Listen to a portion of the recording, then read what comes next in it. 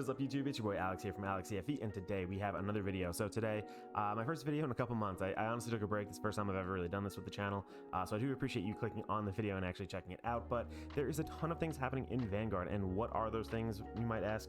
Clearly there's something right on the screen over here I want to discuss, but there's a bunch of different kind of ways and aspects to look at things, and I've heard a lot of the echo chamber and what's been going on, but I think that people aren't touching on certain aspects of things, so I did want to kind of take a different approach and maybe approach some angles that you might not have heard quite yet. So just a few quick housekeeping things. Congrats to everybody in Shadowcloak Gang who has qualified this season. I mean, there's absolutely a ton of people. You guys know who you are. I'm not going to shout out absolutely everybody, but I'll bring up a controversy a little bit later I do want to touch on as well, and it kind of goes into the whole what's going on with Vanguard right now thing.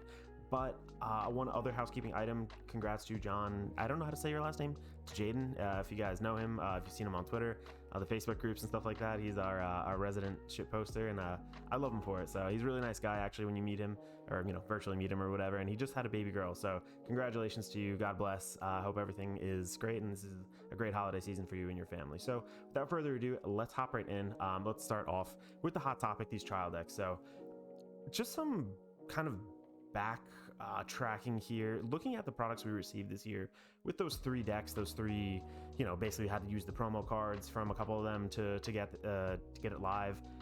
I mean, that on top of just product after product being kind of stonewalled behind promos and whatnot, we have had some terrible product ratios dropped.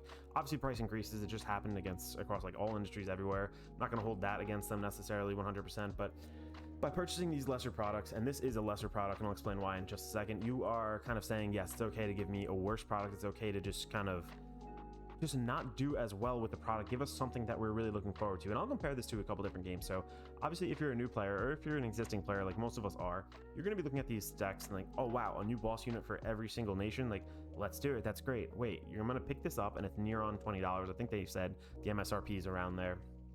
It includes sleeves and this deck, but it's not just the deck, it's basically Eureka's proxy cards. They have no effects on them. They have absolutely nothing. The only reason you would buy this is to get the energy card, which again, we're going to get into that a little bit later. But this is like a whole new mechanic. And on top of that, the boss unit, it's not going to come in the main set. This boss unit is going to be the only effect card in this trial deck. So what you're kind of doing is you're giving us a stunted product, which only cost about, I think it was 700 yen.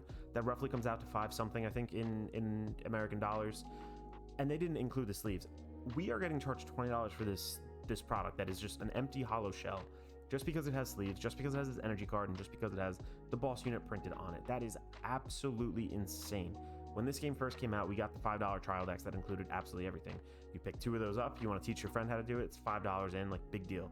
You can do it. If your friend doesn't like it, it's not a big deal, and you would be able to teach your friend how to play. Online guides exist for every other game too. I know, this has an online simulator in the Switch game, but it's completely dead, and the one on Steam obviously too, on Dear Days, but completely dead. Sets behind. It's just not an adequate tool, really. It's cool if you want to introduce yourself, but on top of that, they also killed the mobile game. So this really is becoming the only way to kind of get your friends into it, and now you have a $20 paywall to kind of get into it. On top of that, the cards have no effects. Things are going to be printed later in a different set.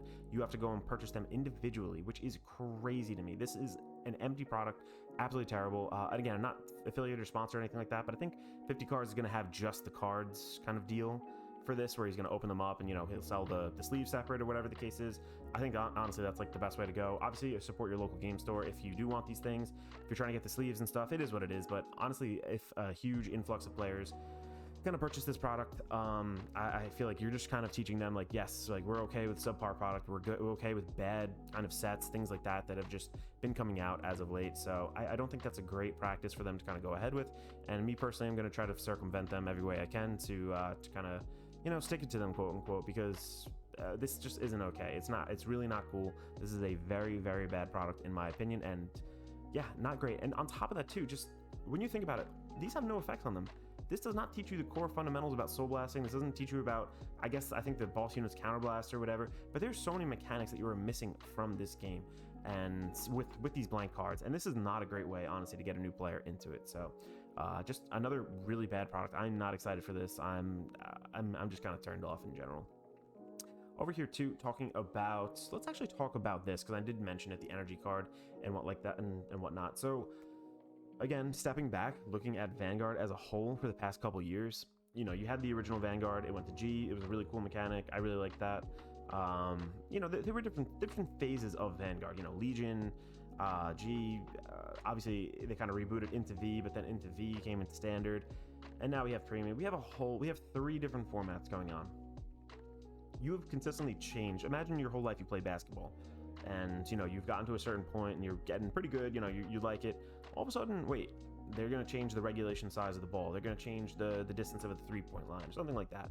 Basically, they keep on throwing these little tiny things in here, and to me, this isn't good game design. This is just band-aids that keep on getting applied, and I'll explain why right now pretty much. So you're used to a certain way of the game. All of a sudden now you have this other crutch or this other thing to kind of keep track of, and I could see this being viewed. I know my buddy Ootman, Alec, he's saying that this is an ability for a good player to kind of map out and keep track and manage. It's a little bit more manageable, but this doesn't relate back to player skill or skill expression, I guess that's the way that people are calling it now, whatever. Because everybody gets this, I believe. Correct me if I'm wrong, I haven't read 100% everything about this, but everybody's pretty much getting this. Everybody's kind of now getting this little crutch to lean on. Everybody's getting kind of like an out, and it's the same thing, also like I was talking to Dota players back when I played League, and I still do, but more casually. They were like, oh, why would you have to have Flash and Smite or all these different things kind of built in or as a choice, as opposed to if they're so necessary for the game, why aren't they just like on the hotkeys automatically built into everything? And that's what kind of this argument feels like.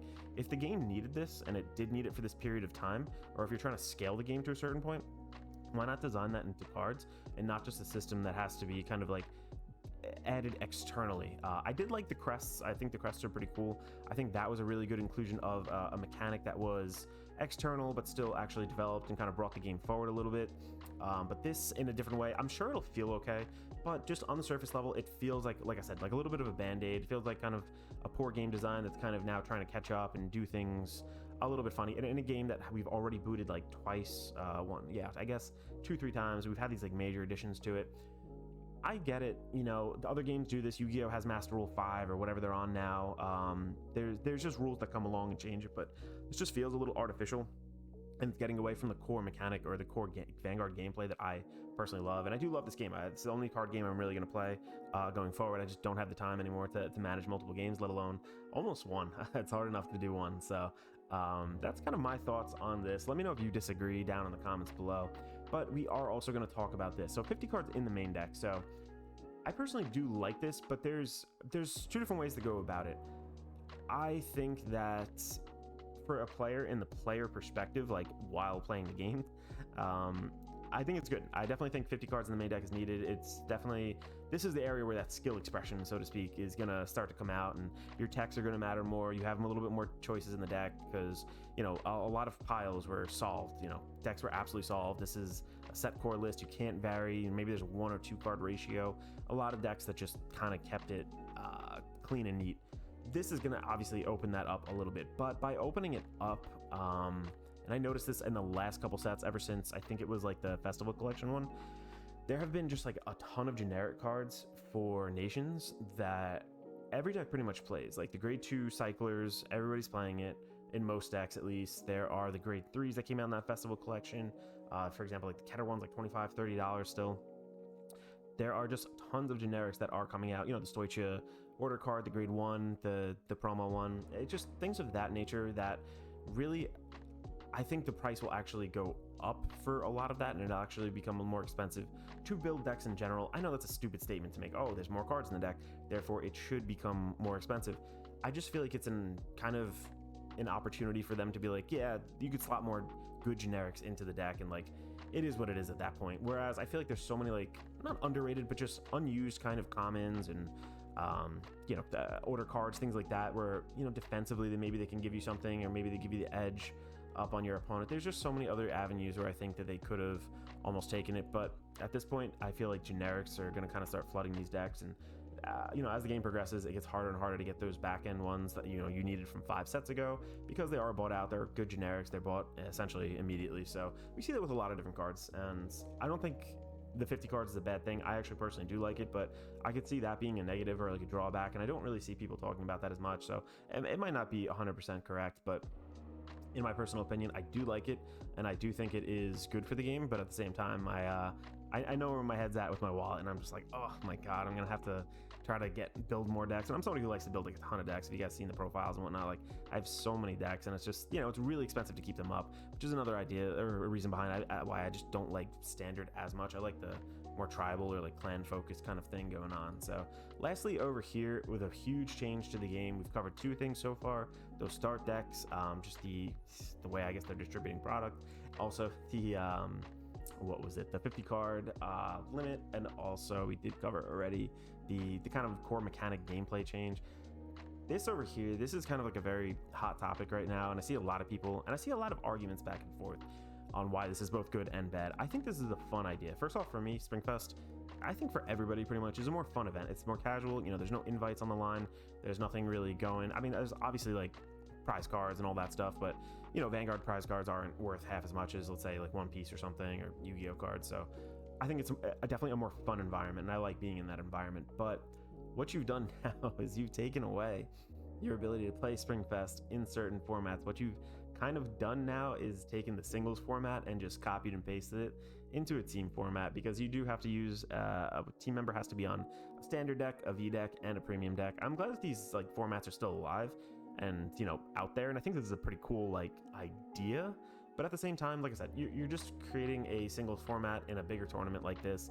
I would rather just in general have larger tournaments. There's a lot of like great community-led tournaments, Crow's Nest, KSC, the Legacy Cup up here in the Northeast. So there are tons of different things that do that already, but I really liked looking at some of the Springfest teams and seeing like that really wonky third seat deck or just something crazy. I think that when you have it kind of that everybody has to play like one format, you're gonna have a lot more, I guess, serious things kind of float to the top and not really be reported when, you know, then they top. It was always cool to see like Musketeers before anybody was on it, that topped. I guess Chaos, when it started to pop up, that was like when it first really was starting to catch some friction, just like things like that in general. So you guys know what I'm saying with it, I think, even if I'm not portraying it necessarily in the best way through my speech here. But overall, just doing this off the top of my head, I'm excited for this, but at the same time, I don't like that they've taken away Premium, don't like that they've taken away V. I still like those formats. They're definitely, I like heavily favor them over Standard in my personal opinion. You know, you could be completely different. It's completely up to you.